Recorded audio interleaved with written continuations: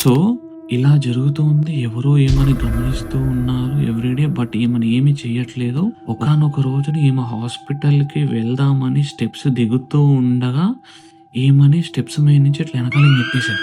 ఈమె top floor ఎవరు ఉండరు. బట్ వెనకాలకి తిరిగి అంటే కింద పడేటప్పుడు వెనకాల తిరిగి స్లో మోషన్‌లో అర్థమైతా ఉంటది. ఇట్లా చూస్తే అక్కడ ఈమె నుంచున్న చోట ఎవరో బ్లాక్ స్మోక్ కింద ఇట్లా నెత్తి మీద నుంచి ఇట్లా పొగెళ్తూ కనిపించారనమాట.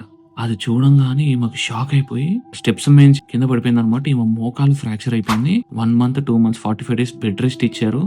మొత్తం ఈమె ఒక్కతే పని చేసుకుందనమాట ఇంట్లో మొత్తం. దెన్ ఆ 45 డేస్‌లో ఒకానొక రోజున స్టెప్స్ మీద అలా కూర్చొని మళ్ళీ బయటకొచ్చి గాలి పీల్చుకుంటూ, ఆలోచిస్తూ, బాధతో మొత్తం నేను మీకేమైనా తప్పు చేసుంటే I'm really sorry.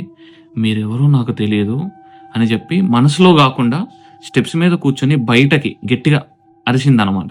She felt really peaceful. ఎందుకో సడెన్‌గా ఇట్లా, ఇట్లా వితిన్ ఎ స్నాప్ సడెన్‌గా ఈమెకి పీస్‌ఫుల్ అనిపించింది. ఏదో ఒంట్లోంచి బరువు వెళ్ళిపోయినట్టు అనిపించింది. ఈమె చుట్టూ కళ్ళు ఉన్నట్టు అప్పటికి అనిపించినా గానీ ఇమ్మీడియేట్‌లీ కళ్ళు చూడడం ఆపేసినాయి. ఆమెకప్పటినుంచి అలా చూడడం గానీ, అలా జరగడం గానీ జరగలేదు మచాస్.